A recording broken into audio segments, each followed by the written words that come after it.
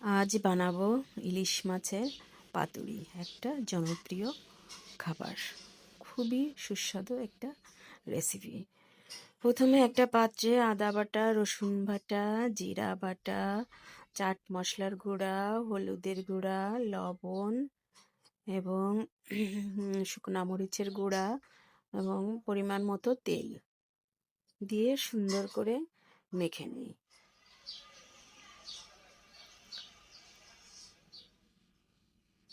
মেখে নেওয়ার পরে এর ভিতরে এক এক করে ইলিশ মাছগুলো দিয়ে দিই।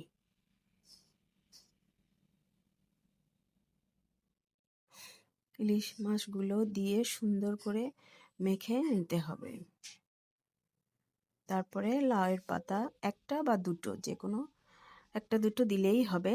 তার মাঝখানে লাউয়ের পাতা দিয়ে মাছের টুকরা দিয়ে মশলা দিয়ে সুন্দর করে এপাশ ওপাশ করে ভাঁজ দিয়ে সুতলে দিয়ে বেঁধে দিই। এভাবে প্রতিটি মাছ লাউয়ের পাতার মাঝখানে দিয়ে এপাশ ওপাশ বেঁধে সুন্দর করে রেডি করে নিই। ফ্রাই প্যানে সামান্য সরিষার তেল দিয়ে মাছগুলো দিয়ে এরপর ঢেকে দিই। খুব অল্প আঁচে এপিট ওপিট করে সুন্দর করে ভেজে নিতে হবে এবং খুব লো আঁচে এটা করতে হবে। যখন একদম পোড়া পোড়া ভাব হয়ে আসবে তখন বুঝতে হবে যে মাছগুলো হয়ে গেছে। এরপরে মাছগুলো নামিয়ে নিচ্ছি।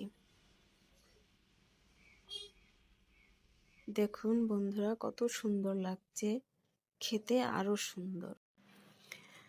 গরম ভাতের সাথে এই পাতুরি একেবারে জমে যাবে। আপনারা মাঝে মাঝে করে খেয়ে দেখবেন, খুবই টেস্টি এবং খুবই খেতে সুস্বাদু।